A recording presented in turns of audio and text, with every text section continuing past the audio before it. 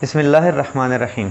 मैं सैफुर्रहमान अपनी YouTube channel में आप लोगों से मुखातिब। उम्मीद है आप सब लोग खैरियत से होंगे। पाकिस्तान की खैरियत, सालमियत और ख़ुद मुख्तियारी के लिए हमेशा की तरह दुआ गो रहेंगे। इस वीडियो को आखिर तक ज़रूर देखना और अगर पसंद आए तो सब्सक्राइब कीजिए, लाइक ज़रूर दीजिए और अपने राय का इजहार भी ज़रूर कीजिए, क्योंकि इससे हमें अपनी गलतियों का एहसास होता है, अपनी गलतियों की उसको दूर करने के लिए कोशिश फिर करते हैं। तो बहरगाह चलते हैं वीडियो की तरफ।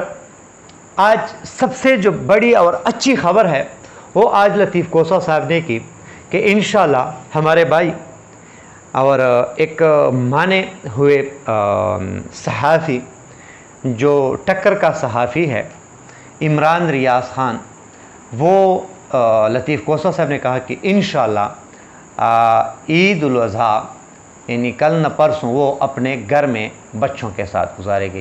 इससे बड़ी खुशी और नहीं होगी, क्योंकि इसके बच्चे खुश होंगे तो हम खुश होंगे, इसके अहले खाना में खुशी होगी तो हम खुश होंगे, और ये सबसे बड़ी खुशी है।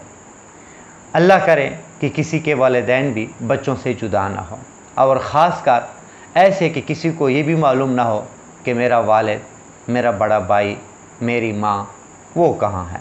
ये सबसे गमगीन ईद होती है। तो बहरगाह ये सबसे बड़ी खुशखबरी है जो सबसे पहले मैंने आपको सुनाई, और अल्लाह करे कि सरदार लतीफ़ कोसा साहब की ये बात सच साबित हो जाए। क्यों, हालांकि ये तो हीले बहाने और ये तो करते हैं, लेकिन उम्मीद है इंशाल्लाह। अल्लाह से दुआ है और दुआओं में ताकत है, और पूरी पाकिस्तानी कौम को दुआओं की अपील है कि जिसके भी बड़े जेलों में हैं या कहाँ गुमनामी की ज़िंदगी गुजार रहे हैं, सब अपने घरों को वापस आ जाएं और अपने बच्चों के साथ बकर ईद को, ईद कुर्बान इकट्ठा गुजारें। कुछ कल जो प्रेस कॉन्फ्रेंस हो गई और बहुत सारे सवालात उठ गए उस प्रेस कॉन्फ्रेंस के बारे में, तो इसी सवालात में कुछ सवालात पीटीआई की तरफ से भी आए, खान साहब की तरफ से आए, और वो सवालात आप लोगों के सामने मैंने पेश करने हैं। और फिर एक आखिर में भी एक बात ज़रूरी है, वो भी आप लोगों से करनी है। तो पहले सवालात की तरफ चलते हैं।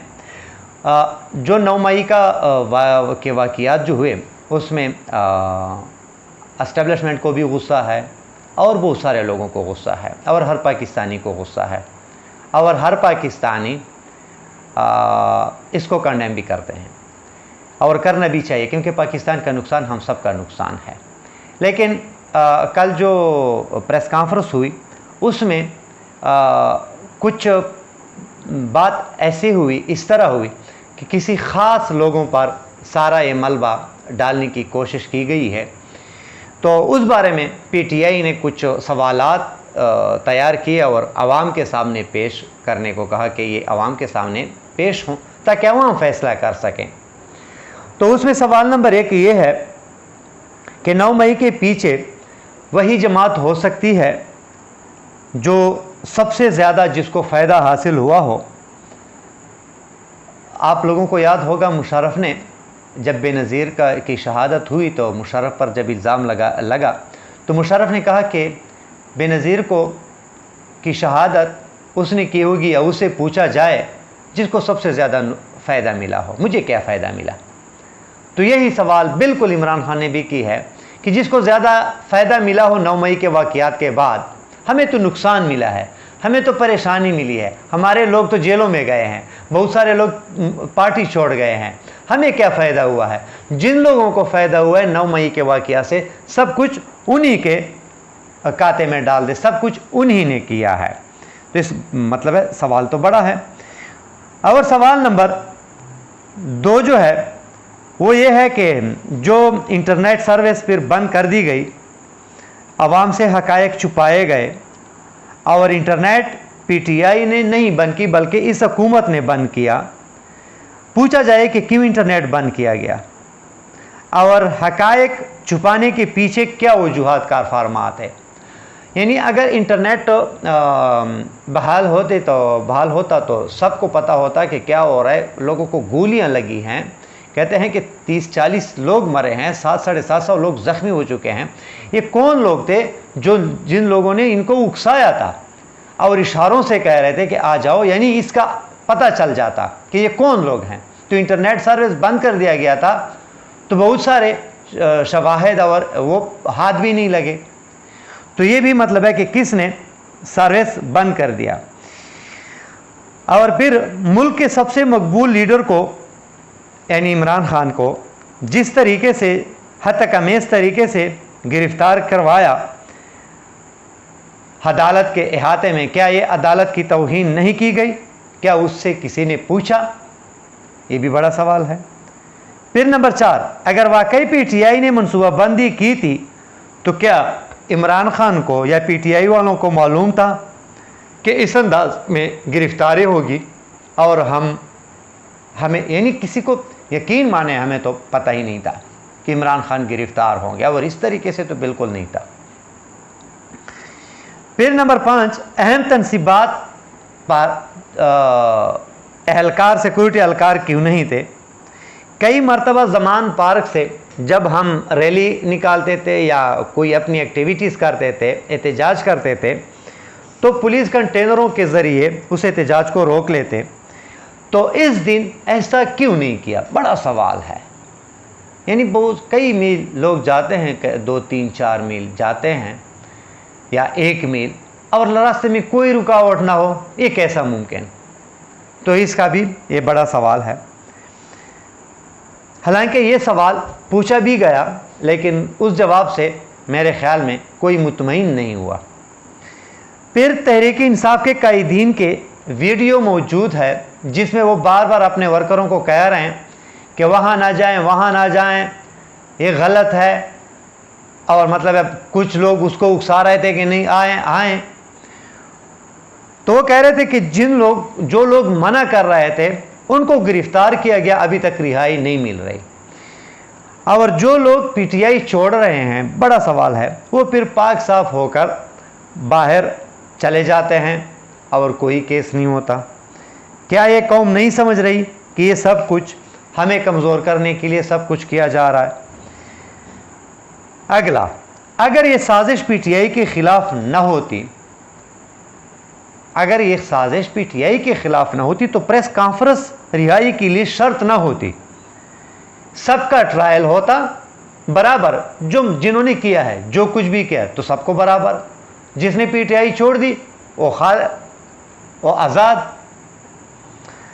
ये भी एक सवाल है कि किस कानून के तहत पीटीआई छोड़ने वाले बरी हो जाते हैं। हालांकि अक्सर लोग कई नहीं सैकड़ों मील दूर थे, उसको भी हरासा किया गया, उसके भी चादर और चारदीवारी का पामाल किया, कोई बग़ैर वारंट की गिरफ्तारियां की गई, कारोबार तबाह किए, लीडरों से लेकर आम वर्करों कारकुनों तक गिरफ्तार किया जा रहा है।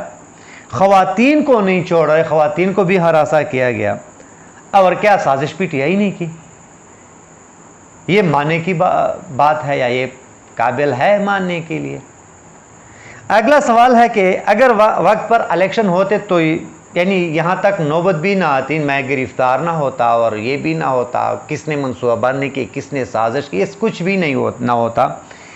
लेकिन जिन लोगों ने आईन को तोड़ा, क्या उन लोगों ने गद्दारी नहीं की? उन लोगों ने आईन को रद्दी के टोकरी में नहीं डाला।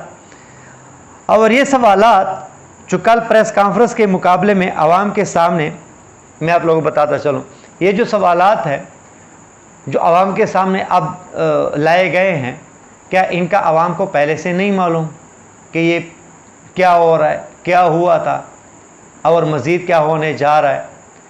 सबको पता है। लेकिन मैं फिर भी इसी बात पे आता हूँ कि खुदारा होश के नाखून लें, इदारों को भी, सियासी पार्टियों को भी मिल बैठकर इंडिया हमसे कहाँ कितना दूर निकल गया है। तो बाहर क्या अफसोस की बात है, मिल बैठकर मुल्क की तरक्की के लिए सोचें।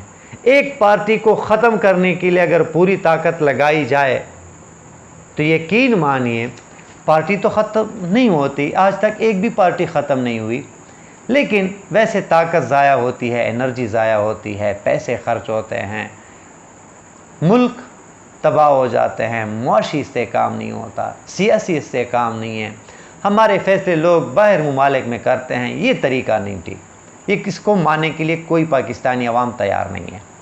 तो बहरकैफ ये कुछ सवालात थे जो आवाम के सामने पेश किए गए, अदलिया के लिए भी हैं और सब के लिए हैं।